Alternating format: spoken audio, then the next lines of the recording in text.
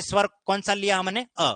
तो क्या होगा, ये जो विसर्ग है और यहां जो व्यंजन है या स्वर है, तो विसर्ग और स्वर दोनों मिलकर के ओ का निर्माण करेंगे, और जो घोष व्यंजन है वो व्यंजन ही रहता है। यानी कहूं यहाँ ओ का निर्माण हो जाता है। किसका निर्माण हो जाता है, ओ। अब आपको पेपर सेटर कहां फंसा सकता है वो समझना। आपको पता होना चाहिए कि ये ओ जो है हमारी पूरे संधि प्रकरण में सिर्फ 2 जगह आपको मिलने वाला है, 2 जगह पर। देखिए मैं एक शब्द लिख रहा हूं, परोपकार, और एक मनोविज्ञान। आप इन दोनों शब्दों को देखो, दोनों यहां क्या आ रहा है, ओ, यहां क्या आ रहा है, ओ, लेकिन दोनों की संधि अलग है। ये गुण संधि का है और ये विसर्ग संधि का। इसका मतलब ये हुआ कि आपको विसर्ग संधि में कोई भी पेपर सेटर उलझाने की कोशिश करेगा, वो गुण संधि से ही उलझाएगा। और ऐसा प्रश्न परीक्षा में आया हुआ, पटवार में प्रश्न पूछा गया था कि किसमें विसर्ग संधि का प्रयोग हुआ है और किसमें नहीं हुआ। तो देखिए विसर्ग संधि में जब प्रयुक्त होता है तो वहां ऊ नहीं आता। देखो यहां पर कौन आ रहा है, स्वर अ आ रहा है और घोष व्यंजन आएगा। जबकि गुण संधि की बात करते हैं, जब मैंने आपको गुण संधि पढ़ाई थी तो मैंने आपको याद हो तो ज्ञानोदय, सूर्योदय, है ना, ऐसे शब्द पढ़ाए थे मैंने। वहां मैंने आपको क्या बताया था कि अ आ के बाद अगर ऊ आवे तो ओ में बदलता है। जैसे ये अ है और ये ऊ है, तो अ और ऊ मिलेगा तो क्या बनाएगा, ओ। जैसे ये देखो पर, इसमें कौन आ रहा है, अ, और ये आ गया उपकार, तो उपकार में कौन आ रहा है, ऊ। अ और ऊ मिलके क्या बनाएंगे, ओ, और ये बनेगा परोपकार। तो ये सब चीजें मैं आपको गुण संधि में पढ़ा चुका हूं, ठीक है। इसका मतलब ये हुआ कि इस ओ के लिए हमें ऊ की आवश्यकता होगी, लेकिन इस ओ के लिए हमें ऊ की आवश्यकता नहीं होगी, क्योंकि यहां नियम यही तो कह रहा है कि स्वर अ आना चाहिए, ऊ नहीं आना चाहिए, तो वहां ओ बनता है। तो मैंने आपको जो उदाहरण दिया उस उदाहरण को हम बाद में पढ़ेंगे, ठीक है।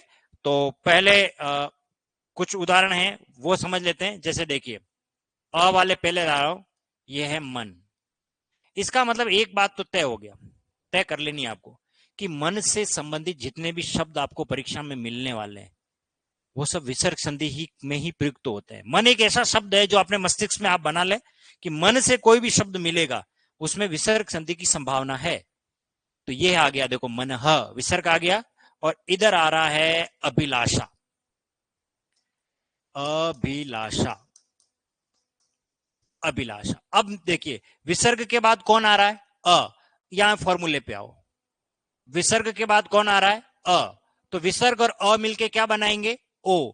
तो ये मनः प्लस अभिलाषा क्या बन जाएगा, मनो अभिलाषा। अब देखिए ये एक प्रकार से ये समास का प्रकरण भी आ गया।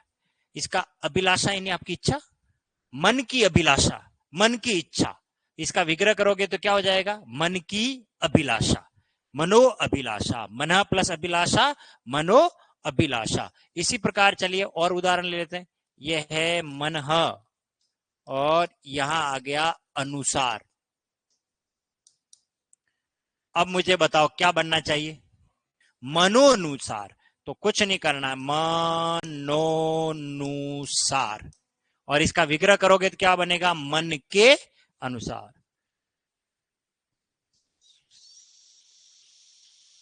सफेद कैसे दिखाई दे रहा है इनको, मेरे ख्याल से तो येलो है। एक बार कौन है ये, हेतराम विनोद कुमार जी, एक बार मुझे वापस कमेंट करें आप। मेरे ख्याल से तो मैंने कलर तो बिल्कुल सही लिया है, येलो लिया है। सफेद कैसे दिखाई दे रहा है, वो तो ब्लैक वाली पे दिखाई दे रहा होगा पहले वाला, अभी वाले में तो नहीं हो, शायद मैं सफेद दिखाई दे रहा हूँ आपको। हाँ मैंने व्हाइट शर्ट पहन रखा और तो कुछ है। चलिए मन धन अनुसार क्या बना, मन अनुसार। क्लियर हो गया। अब मैं थोड़ा उल्टा चलता हूं। मान लीजिए परीक्षा में आपको शब्द दे दे मनोनुकूल, क्या दे दिया, मनोनुकूल। क्या शब्द आ गया, मनोनुकूल। तो देखो इसमें मूल शब्द छांटो क्या है, मन। तो आपको यहां लगाना है मन और विसर्ग लगा देना, बस मन। और इसमें क्या निकलेगा, अनुकूल। इसका अर्थ हो गया मन, मन के अनुकूल। जो मन के अनुकूल है वो कहलाएगा मनो अनुकूल। बात समझ में आ गई? क्लियर है? कुछ और उदाहरण ले लेते हैं। जैसे देखिए, एक नया शब्द और आ रहा है, ये आ रहा है यशः, और इधर आ गया अभिलाषा। बताइए क्या बनेगा? और ये बन जाएगा यशो अभिलाषा। यशो अभिलाषा। बताइए इसका अर्थ क्या होगा? यश की अभिलाषा करना। ये र की मात्रा यहां आ गई, ये लो नहीं है वहां, या आप कहीं इसको लो नहीं समझ जाओ।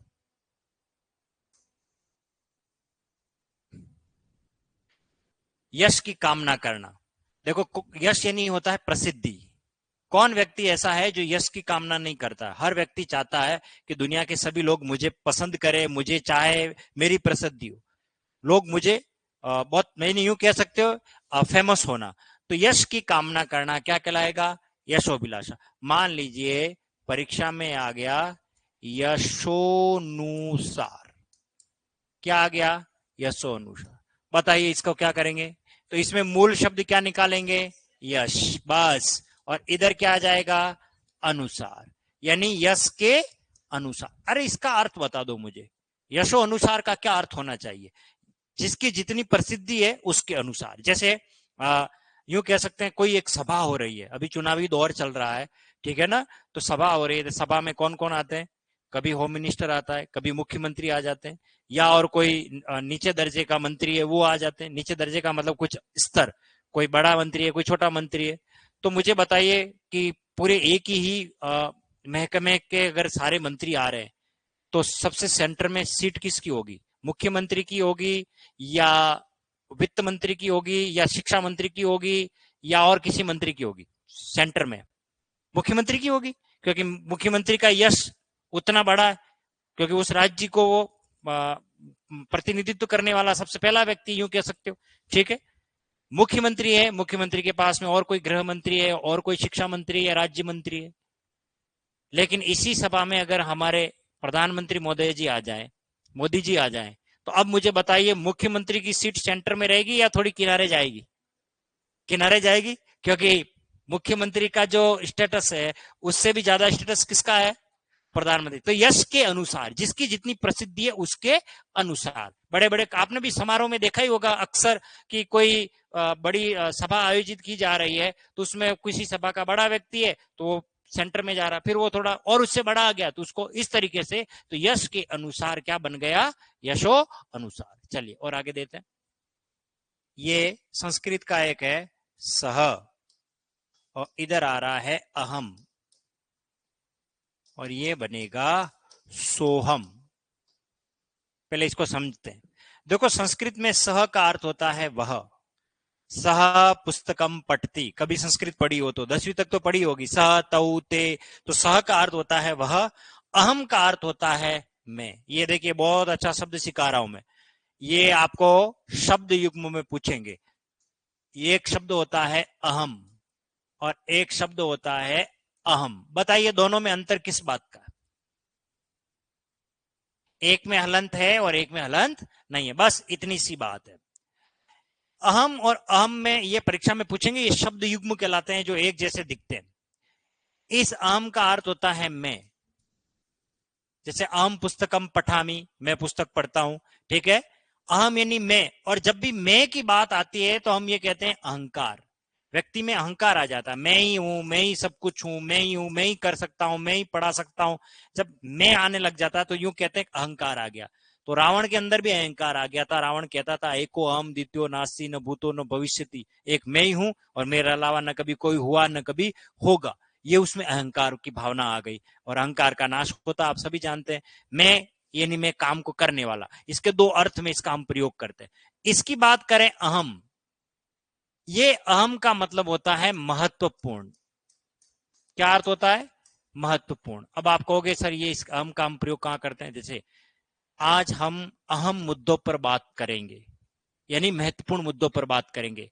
मैंने जितना पढ़ाया ये आपकी परीक्षा के लिए अहम है, यानी कि महत्वपूर्ण है, ठीक है ना? अहम का मतलब होता है महत्वपूर्ण। ये विदेशी भाषा का शब्द है, अरबी फारसी, ठीक है ना? अहम, ठीक है।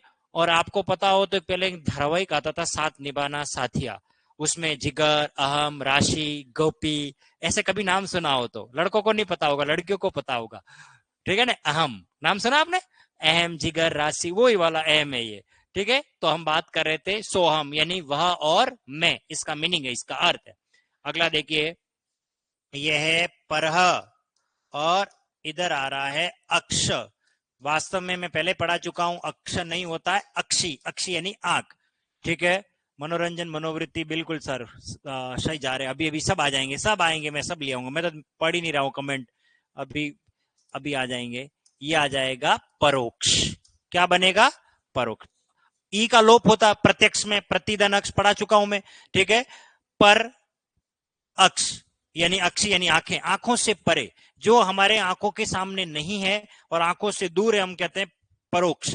इस शब्द का हम प्रयोग करेंगे लास्ट में, जब आपके पूरी क्लास हो जाएगी, कंप्लीट हो जाएगी, फाइनल डे होगा मेरा क्लास का, कि आज मेरी लास्ट क्लास है, आपका पाठ्यक्रम हो चुका, उस समय इस शब्द का प्रयोग करूंगा।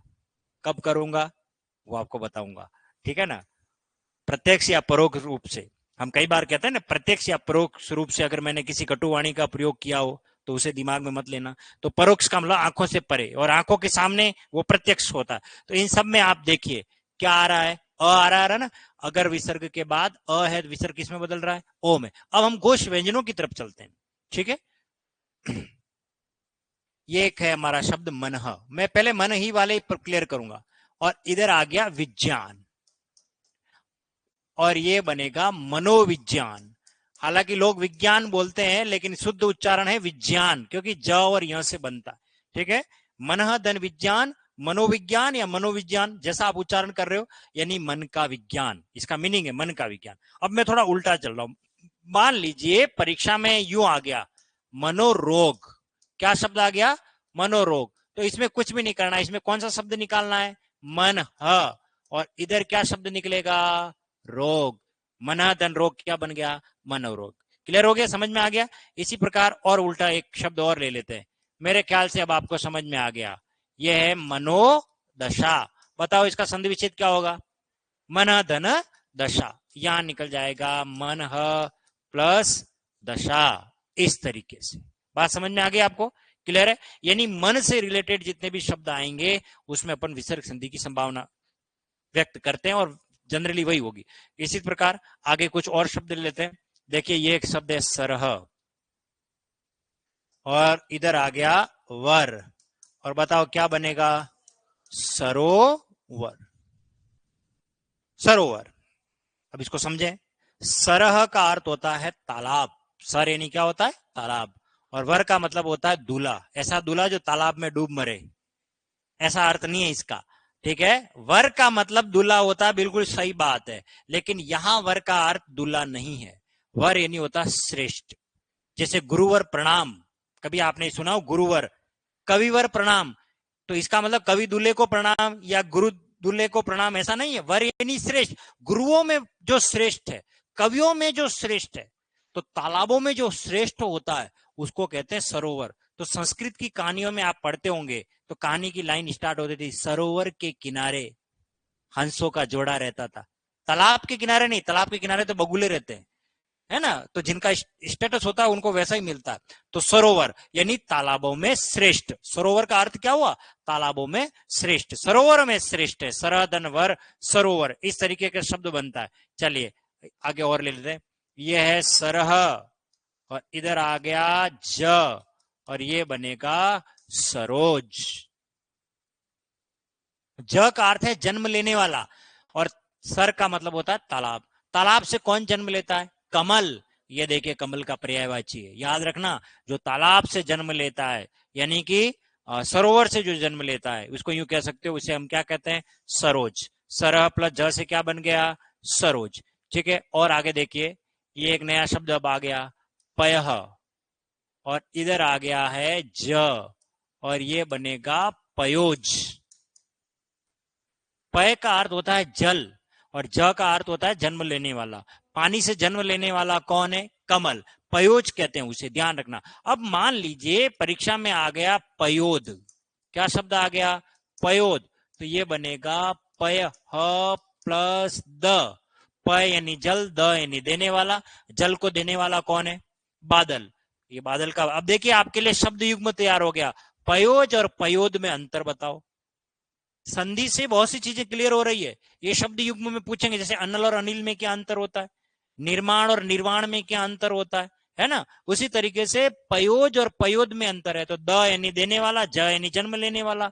तो जल में जन्म लेने वाला कमल, देने वाला कौन है जल को?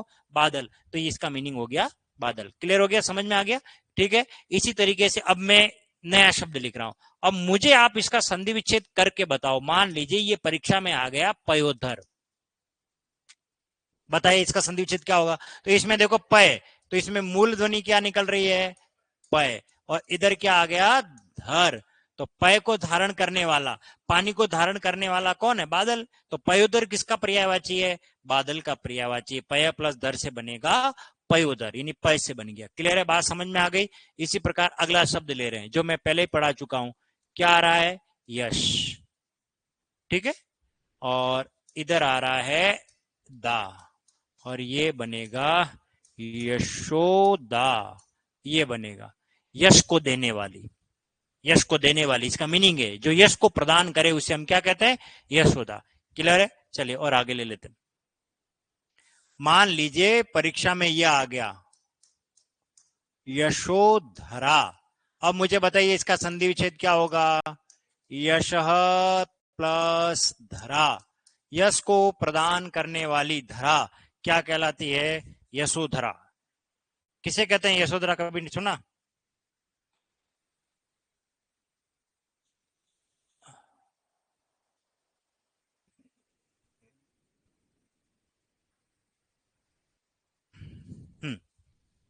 बताइए यशोधरा का मीनिंग बताओ। यश को प्रदान करने वाली धरती क्या कहलाती है? यशोधरा। लेकिन ये बहुत प्रचलित शब्द है, 3 जगह इसका प्रयोग आपको मिलेगा। एक तो यश को प्रदान करने वाली धरा, यशोधरा। दूसरा, सावन मास की जो तृतीया तिथि होती है उसे यशोधरा कहा जाता है। कभी याद रखना, परीक्षा में कभी पूछ ले तो सावन मास की जो तृतीया तिथि है उसे भी यशोधरा कहा जाता है। और आपने गौतम बुद्ध का नाम सुना? उनकी पत्नी का नाम भी क्या था? यशोधरा। ठीक है, यहां तक तो पता ही होगा आपको। मैं आपको थोड़ा साहित्य भाग में लेके चलता हूं। इस यशोधरा को लेकर के बहुत कुछ लिखा भी गया। मैथिली शरण गुप्त का नाम सुना होगा आपने, कभी कवि हुए हमारे हिंदी में बहुत अच्छे, मैथिली शरण गुप्त। तो सरस्वती पत्रिका चलती थी हिंदी में, उसका संपादन महावीर प्रसाद द्विवेदी ने 1903 से 1920 तक किया। तो महावीर प्रसाद द्विवेदी ने मैथिली शरण गुप्त को कहा कि हमारी संस्कृति में जितनी भी उपेक्षित नारी पात्र हैं, उपेक्षित इन द सेंस जिन पर कभी ज्यादा बात नहीं की गई है। आपको पता है रामायण में सबसे ज्यादा बात सीता पर हुई है। सीता पर खूब बातें हुई है। सीता पर पूरा जो भी रामायण हम पढ़ते हैं देखते हैं तो सीता पर ही बात होती है।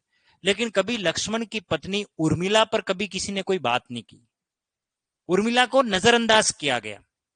ऐसी महिला पात्र, कैरेक्टर यूं कह सकता हूं, जिस पर कवि ने, लेखक ने बात नहीं की, उसे इग्नोर कर दिया, उसको कहते हैं उपेक्षित पात्र। तो यशोधरा भी एक उपेक्षित पात्र है। वो कैसे, पहले मैं बताता हूं। तो मैथिली शरण गुप्त ने उपेक्षित पात्रों पर लिखा है। आपको पता होना चाहिए, उनकी एक रचना है मैथिली शरण गुप्त की। अगर आपका कोई साथी हिंदी लिटरेचर के पार्ट को पढ़ता है तो वो अच्छी तरह को आपको बताएगा।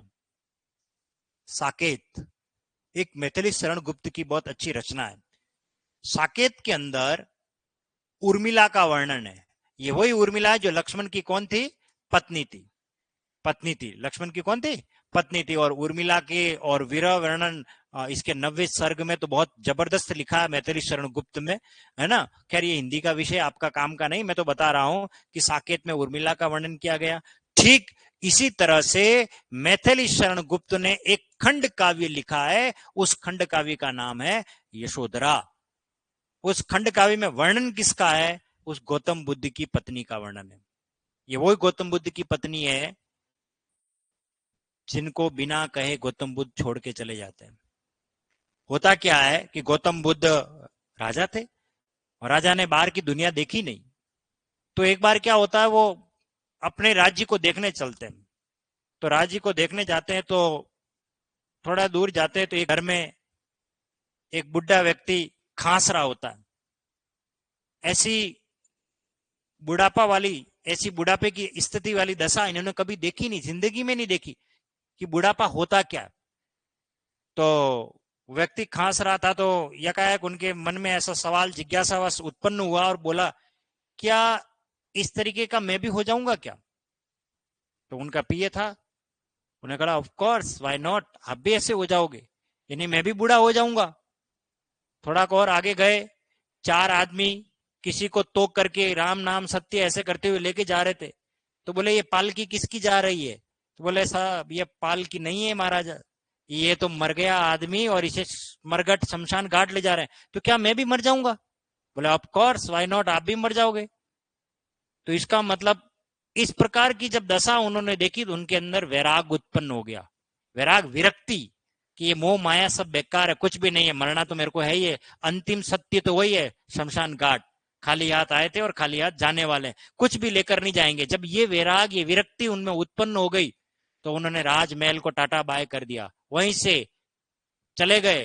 और उनकी पत्नी का क्या दोष था जो बिना कहे पति चला गया और वो विरह व्यथा में तड़पती रही। फिर बाद में वो गौतम बुद्ध बन गए। उनका एक लड़का था राहुल करके। तो आप बहुत अच्छा होना का, देखी मैंने आज जरा, जरा कहते हैं बुढ़ापा को, एक जरा होता है नहीं थोड़ा, कि देखी मैंने आज जरा क्या हो जाएगी ऐसी मेरी यशोधरा। वो बैठे बैठे कल्पना कर रहे हैं गौतम बुद्ध कि मैंने आज बुढ़ापा देख लिया है, क्या मेरी पत्नी भी ऐसी बुढ़ी हो जाएगी? हाय मिट्टी में मिलेगा वर्ण सुवर्ण खरा, और मिट्टी में वर्ण सुवर्ण यानी कि पूरा शरीर मिट्टी में मिल जाएगा।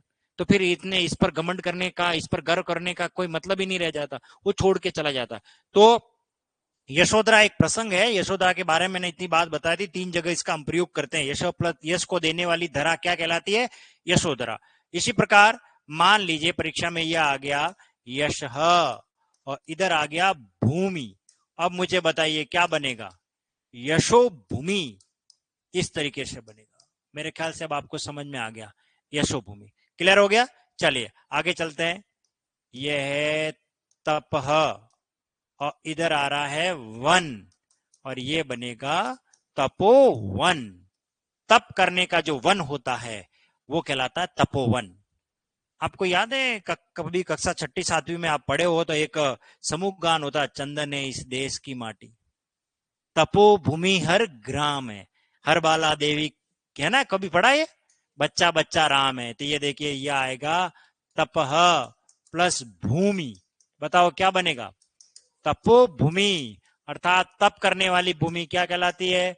तपोभूमि। अब मान लीजिए परीक्षा में आ गया तपोबल, तो बताइए क्या इसका संधि विच्छेद आप नहीं कर पाओगे? क्या कर लोगे? तपह प्लस बल से क्या बनेगा? तपह बल, ये बनेगा। क्लियर? चलिए आगे देखें।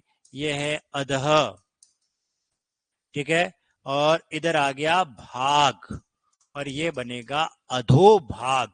क्या बनेगा? अधोभाग। इस तरीके से बनेगा, अध प्लस भाग, अधोभाग। ठीक है, और आगे देखते हैं।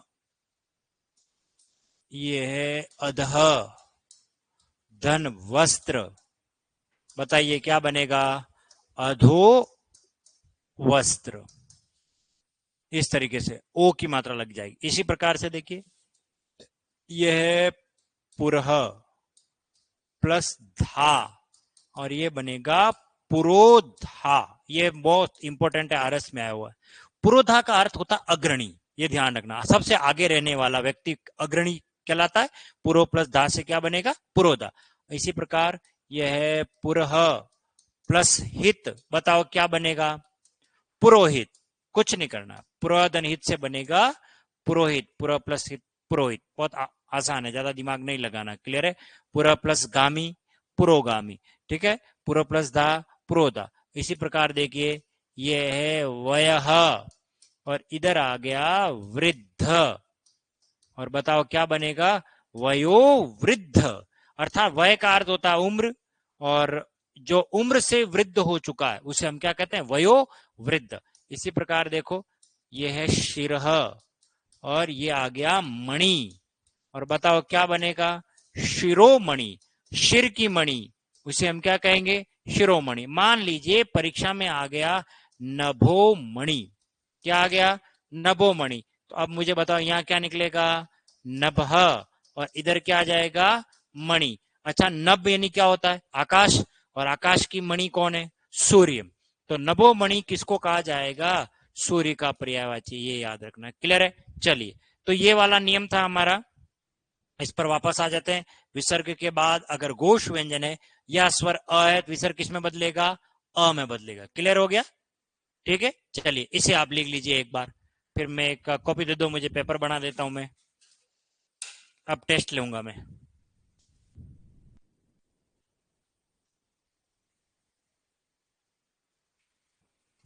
यश धनमती यशोमती।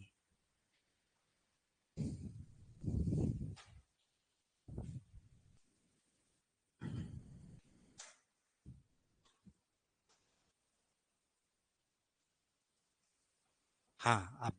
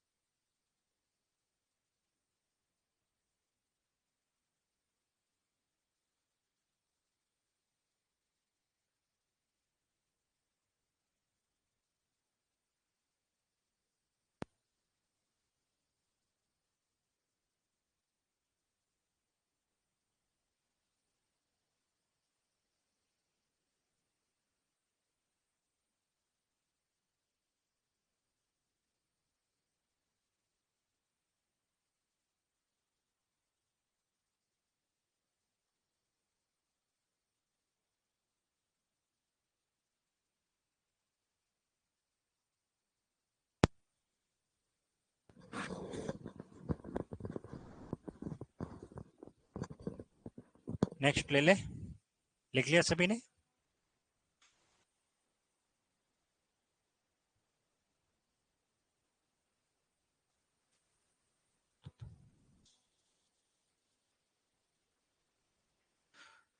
ले ले, सभी ने लिख लिया?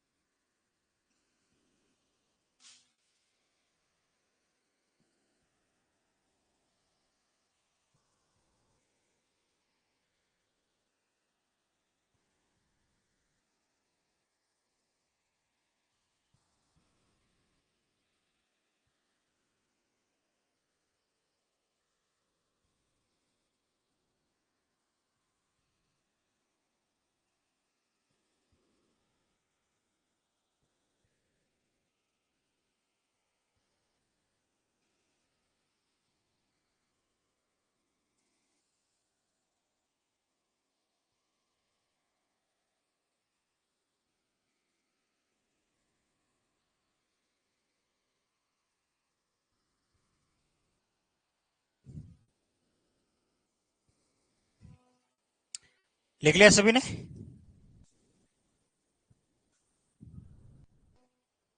एक अव्यय है, अव्यय है, बस ऐसे ही एक वर्ड है पहले। नेक्स्ट ले ले,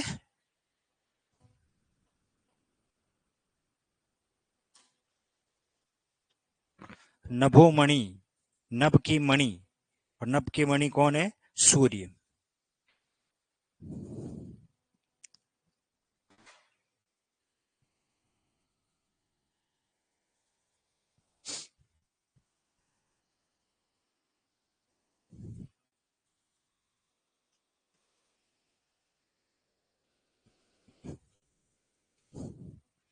लिख लीजिए इसे फटाफट।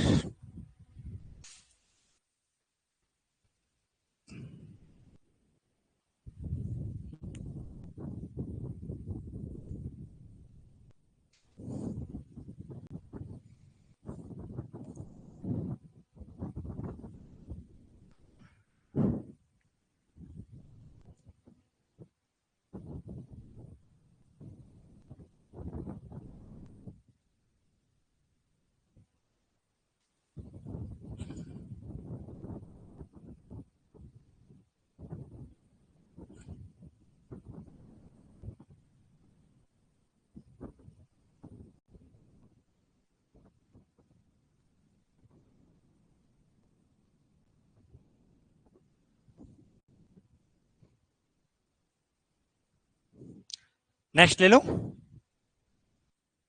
लिख लिया सभी ने? चलिए एक मिनट, ये लिखवा लिया? यही है, देख लो एक बार। क्या ये स्लाइड हो चुकी है हमारी? इसके बाद ये लिख लिया आपने, है ना? ये वाले ओके, चलिए अब इससे आगे है ही नहीं है। अब आओ टेस्ट पर। पेपर मैंने बना लिया आपका, ठीक है, अभी बना लिया मैंने। देखते हैं, चलिए आपका टेस्ट ले लेता हूं मैं। अपनी कॉपी के लास्ट वाले पन्ने पे आ जाओ।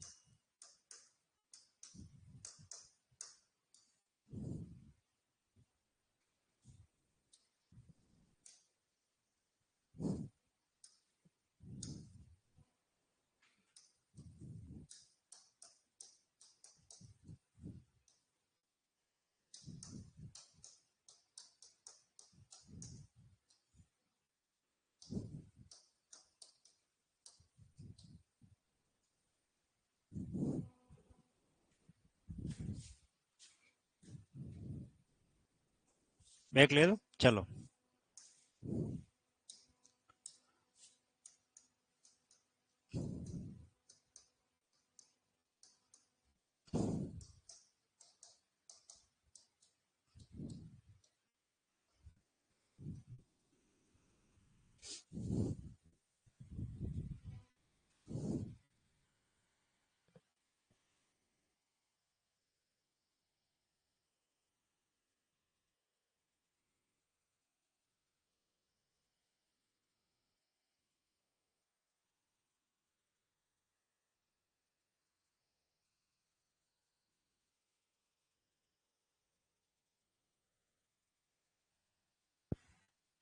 नरेश कुमार प्रजापति कह रहे हैं सर जी मेरे सेट में 12th वाले लेवल में हिंदी के 20 प्रश्न आए जिसमें से 17 प्रश्न सही हुए।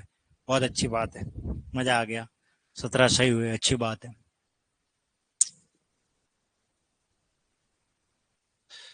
12th लेवल के सेट के सारे पेपर मेरे पास अवेलेबल नहीं है, क्योंकि अवकाश होने के बाद मैं पेपर को देख नहीं पाया था। देखता हूँ, देख कैसे क्वेश्चन आए हैं, फिर उन पर बात करेंगे। हाँ बेटा, नेक्स्ट ले लो, चलो। करिए, इनको सरल करिए, फटाफट सरल करिए, देख।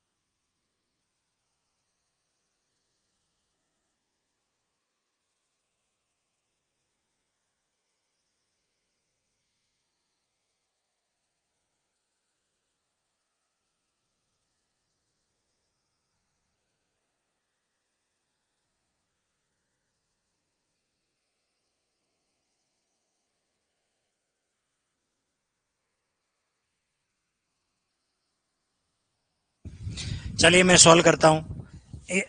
ओके, चलिए बात कर लेते हैं। मन प्लस भाव, और ये बनेगा मनोभाव। मन का भाव क्या बनेगा? मनोभाव। किस किसने लिखा है? सही है, शाबाश। इसी प्रकार मन प्लस दशा, और ये बनेगा मनोदशा। ये किस किसने लिखा है? सही है। मन प्लस कामना, ये बनेगा मनोकामना। क्या बनेगा? मनोकामना। किस किसने लिखा है? गलत। देखो यही गलती करवा दी मैंने आपसे। गलती क्या? देखो हमारा माइंड सेट है मनोभाव, मनोदशा, मनोकामना। ये जो क है ना, अघोष है। प्रत्येक वर्ग का पहला और दूसरा क्या कहलाता है? अघोष। अघोष कहलाता है। जबकि हमने नियम पढ़ा घोष व्यंजन। इसलिए आपकी गलती नहीं है, पूर्वजों ने गलती कर ली है। मनोविज्ञान, मनोदशा, मनोहर, मनोभाव, मनोरंजन, मनोरथ, मनोनीत, इतनी बार मनो मनो निकला। हमारे पूर्वजों ने भी आव देखा न ताव और सीधा बोल दिया मनोकामना। एक बात ध्यान रखना, संधि के दृष्टिकोण से मनोकामना शब्द अशुद्ध है। जिंदगी में कभी मनोकामना न लिखना न बोलना। पहली बात तो लोग बोलने दो। मनोकामना कोई शब्द नहीं होता है, वो चलता आ रहा है, प्रचलन में आ गया है। इसलिए शब्द शुद्धि के दृष्टिकोण से, संधि के दृष्टिकोण से मनोकामना शब्द तो हो गया अशुद्ध। ठीक है, इसलिए ये तो आपका आंसर होगा नहीं। इसलिए इसकी संधि नहीं होती है। वो क्या हमने गलती कर दी, हमने वही शब्द बना बना करके। इसकी कोई संधि नहीं होती। इसको आपको ऐसे ही बोलना चाहिए और ऐसे ही लिखना चाहिए। ईश्वर आपकी मनोकामना पूर्ण करे। लेकिन मनोकामना बहुप्रचलित शब्द है, इतना व्यापक स्तर पर इसका प्रयोग किया जा रहा है, हम इसे शुद्ध मान चुके। परंतु मनोकामना होना चाहिए। कोई ये सवाल कर ले नहीं सर, विसर्ग के बाद ये क की ध्वनि आ रही है तो ओ बन जाता, मनोकामना बन गया। तो आप उसे सवाल ये करना कि प्रातः प्लस काल, तो फिर क्या बनना चाहिए? प्रातोकाल। क्या आपने कभी, पूर्वजों ने कभी प्रातोकाल शब्द पढ़ा? नहीं, क्योंकि प्रातोकाल के सिमिलर कोई शब्द ही नहीं था। तो उन्होंने अघोष का ध्यान रखा और प्रातःकाल ही लिखा। लेकिन मनोविज्ञान, मनोदशा, मनोहर, मनोभाव, इसके ध्वनि साम्य के खूब सारे शब्द होने की वजह से इसमें गलती हो गई। ये गलती हो गई। मनोहर का क्या बन जाएगा? मनः प्लस हर। ये बनेगा मनः प्लस हर। मन को हरने वाला क्या कहलाता है? मनोहर। मनः प्लस रथ, ये बनेगा मन धन रथ। और मनोरंजन का क्या बनेगा? मन प्लस रंजन, और ये बनेगा मनोरंजन। इसी प्रकार बात करें आगे, अध प्लस भाग, और ये बनेगा अधोभाग। किस किसने लिखा अधोभाग? सही है। अगला देखो, अधो धन वस्त्र, और ये बनेगा अधः प्लस वस्त्र, ऐसे बनेगा। ये किस किसने लिखा? सही है। अगला देखो, अधः प्लस पतन, अधो पतन, क्या बनेगा? अधो पतन। किस किसने लिखा है? गलत, क्योंकि प अघोष है। यही गड़बड़ी कर दी हमने, क्योंकि प पहले नंबर पे आता। क्योंकि देखो मैंने जानबूझ करके फंसाया आपको, अध अध अध, और यहां ला करके पटक दिया आपको। इसी प्रकार मन मन, और यहां ला के पटक दिया। आपने गाड़ी जा रही है भन्नाट, मनो मनो चलने दो, अधो अधो चलने दो। गलती यही होगी परीक्षा में, और ये नहीं करना है। तो इसकी संधि होगी क्या? नहीं होगी। अध प्लस पतन, और ये संधि नहीं होगी, और ये सीधा लिखा जाएगा अधः पतन। शब्द शुद्धि में आएगा। अधो पतन कोई शब्द नहीं होता है। ओके, अधोगामी, और ये बनेगा अधः प्लस गामी। किस किसने लिखा है अधगामी? सही है। मन प्लस प्रसाद, मनोप्रसाद, क्या बनेगा? मनोप्रसाद। किस किसने लिखा? गलत, क्योंकि प अघोष है, इसलिए इसकी संधि नहीं होगी, गाड़ी जा रही है भन्नाट। अरे यार ये तो सरल संधि थी, इसमें ओ ही तो लगाना है, लेकिन ओ नहीं लगाना, हम रोने लग जाएंगे फिर। ये आ जाएगा मन और इधर आ जाएगा प्रसाद। इसकी संधि नहीं होती है। पया प्लस धर और ये बनेगा पयोधर। पय को धारण करने वाला, जल को धारण करने वाला कौन है? बादल, पयोधर। पय प्लस पान ये बनेगा पयोपान। किस किसने लिखा है? गलत। अब थोड़ा दिमाग लगाओ। अरे प अघोष है। देखो जानबूझकर मैंने पय के साथ पय लगवा दिया, इधर पय प्लस धर पयोधर, हमने भी बना दिया पयोपान। ऐसे गलती करेंगे परीक्षा में। और कोई इस संधि में ज्यादा दिमाग नहीं लगाना, गोश और अघोष का कंसेप्ट क्लियर होना चाहिए। तो ये बनेगा, इसकी संधि होगी क्या? नहीं, पया और यहां आ जाएगा पान। उरोज, ये बहुत अच्छा शब्द है, इसको याद रखना, ये आपको पर्यायवाची में पूछेंगे। उरह और इधर आ गया ज। उर यानी होता है हृदय, छाती। ज का अर्थ होता है जन्म लेने वाला, जो छाती से जन्म लेता है, जो हृदय से जन्म लेता है। कौन? स्तन। स्तन को कहा जाता है उरोज, याद रखना, पर्यायवाची है।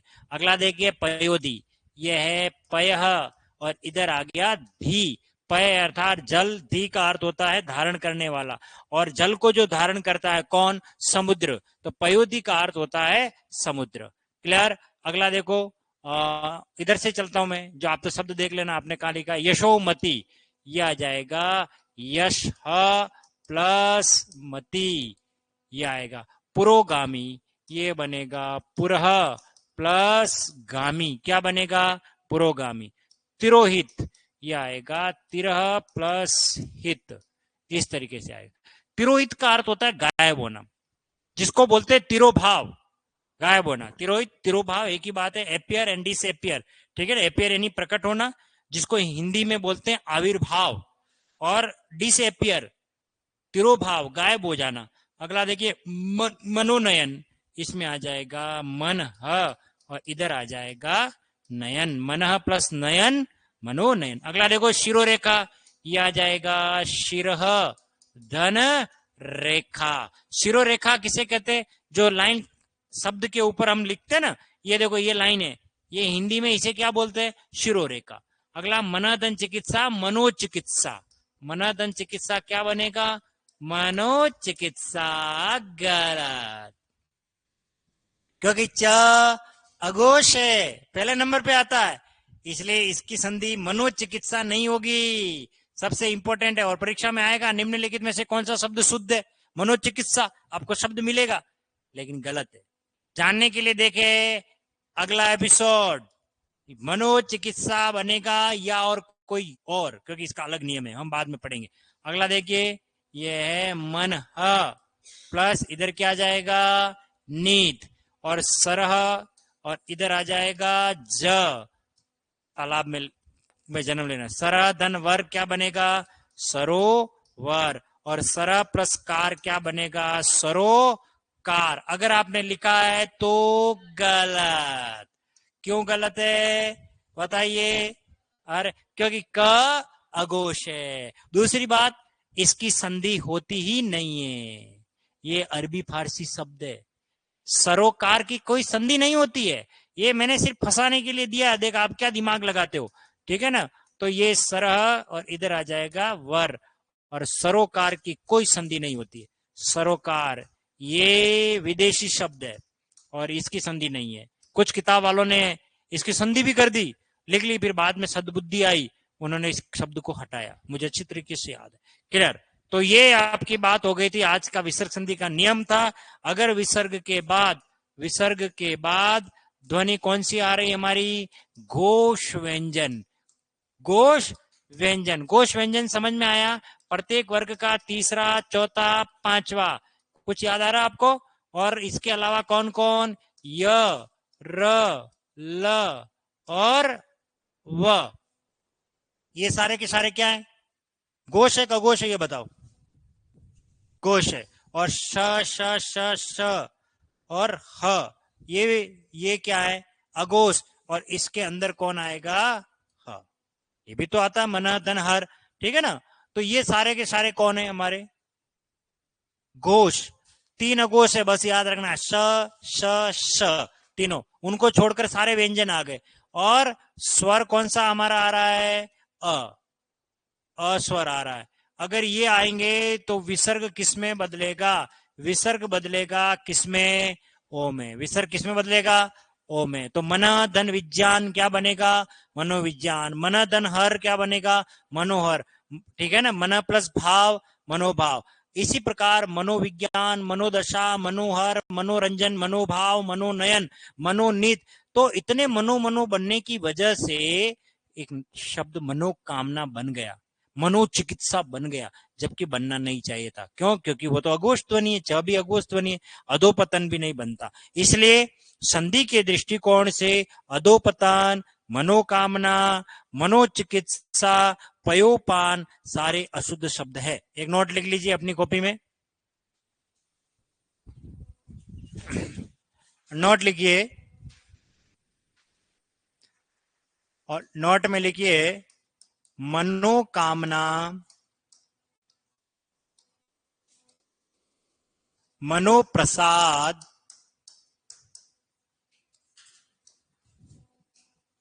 पयोपान,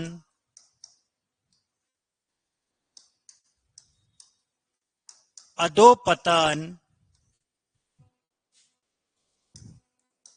मनोचिकित्सा,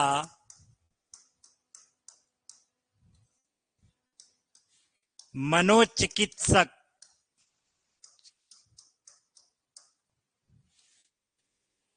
आदि शब्द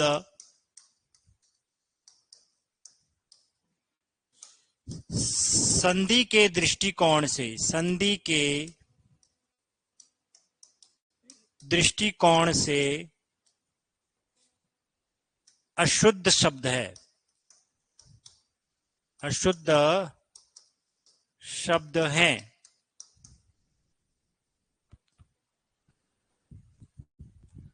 मनोकामना, मनोप्रसाद, पयोपान, अधोपतन, मनोचिकित्सा, मनोचिकित्सक आदि शब्द संधि के दृष्टिकोण से अशुद्ध शब्द है। क्लियर? ओके। बाकी हम बात करेंगे अपनी अगली क्लास में कल। ओके।